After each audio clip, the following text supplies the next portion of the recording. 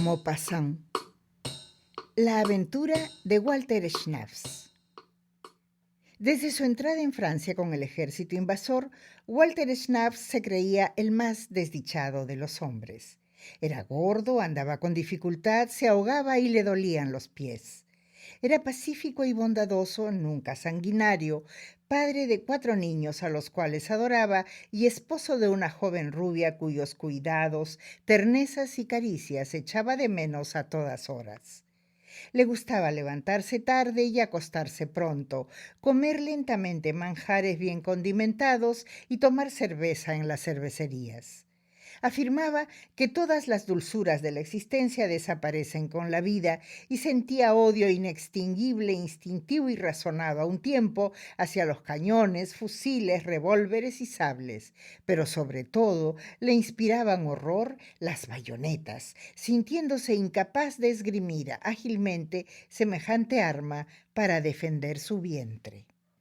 Y cuando al llegar la noche se veía obligado a dormir en el suelo, envuelto en su capote junto a sus camaradas que roncaban, pensaba en la familia que dejó y en los peligros constantes de la guerra.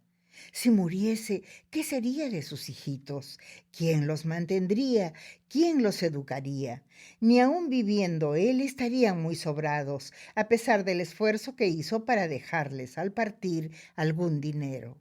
Y a veces Walter Schnaps lloraba. Al principio de los combates, las piernas le flaqueaban de tal modo que se hubiera dejado caer sin el temor de que toda la tropa le pisoteara. El silbido de las balas le ponía los pelos de punta. Vivía siempre aterrorizado y angustioso.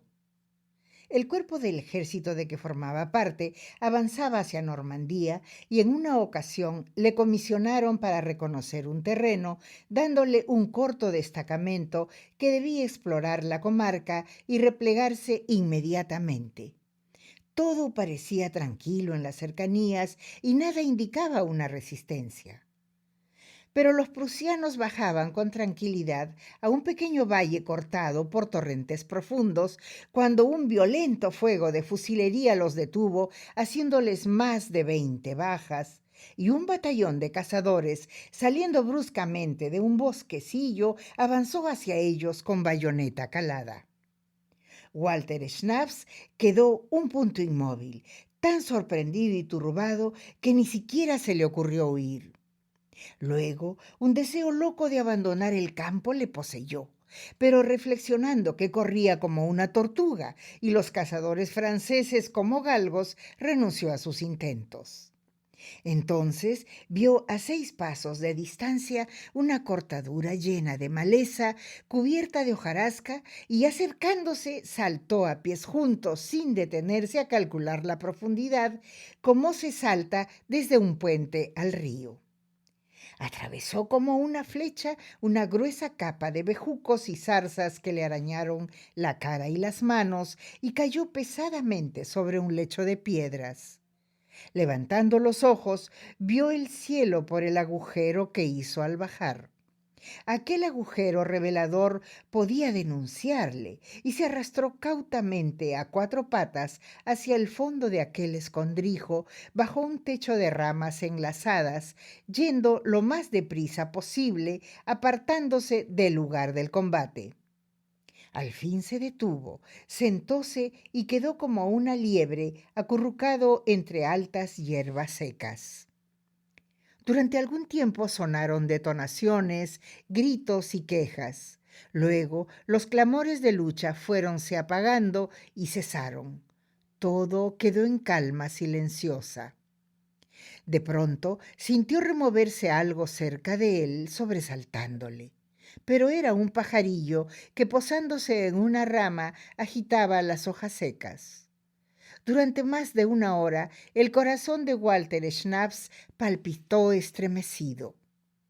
Llegaba la noche, hundiendo en sombras el barranco, y el soldado meditaba. ¿Qué haría? ¿A dónde iría? ¿Cómo incorporarse a un batallón?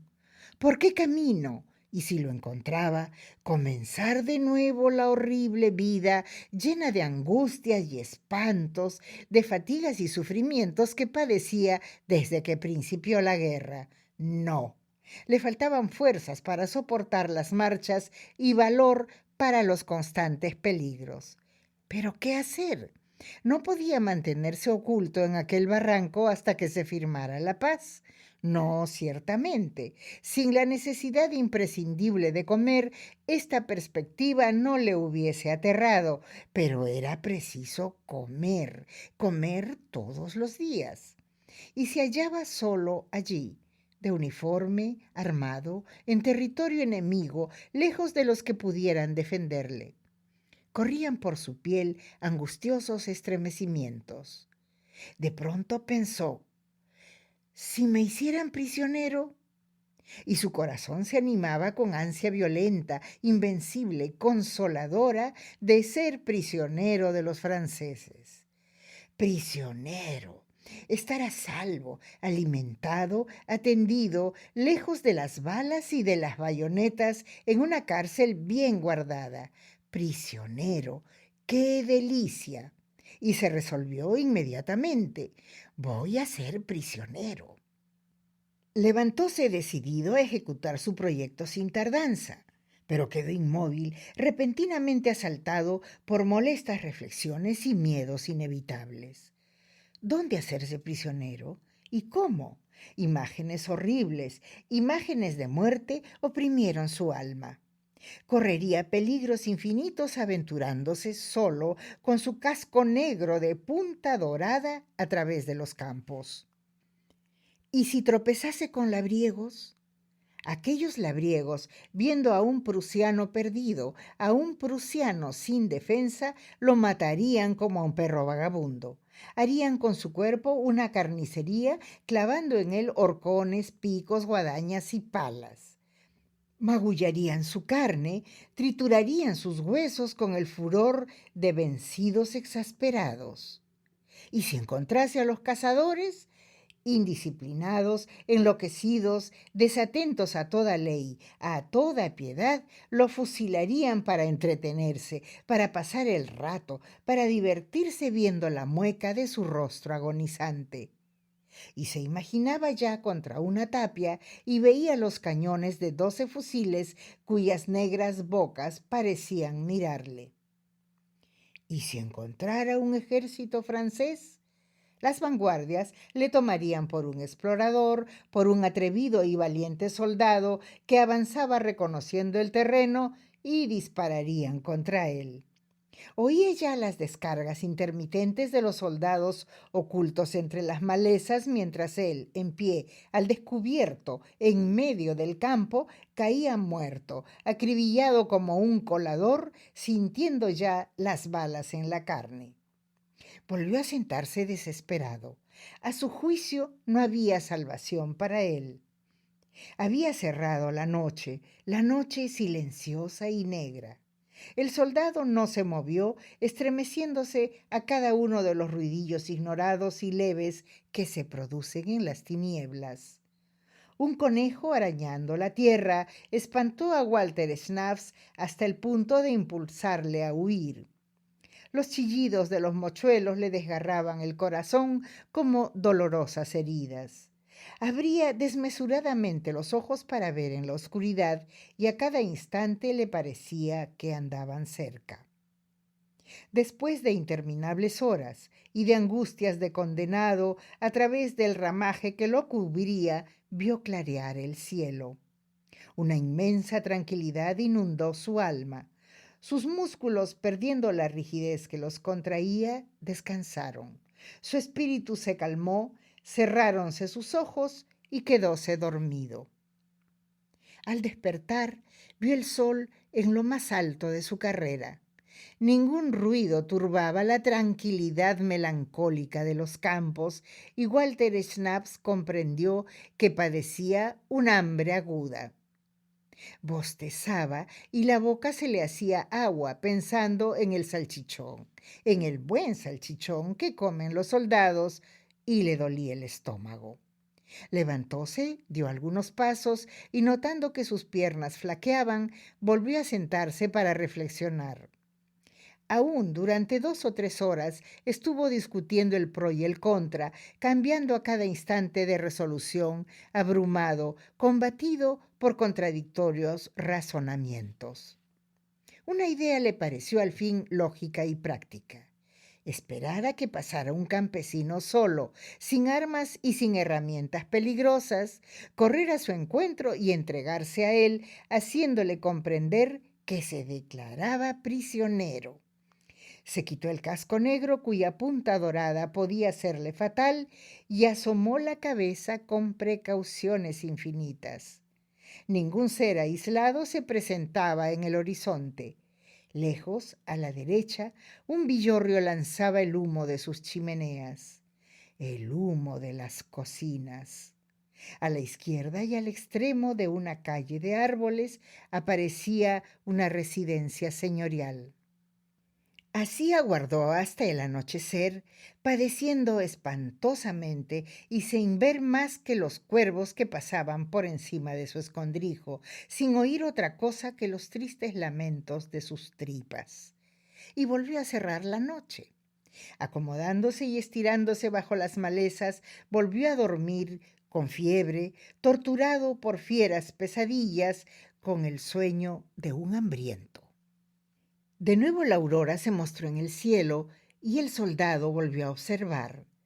Pero la campiña estaba solitaria como el día anterior y un terror extraño sobrecogió a Walter Schnaps.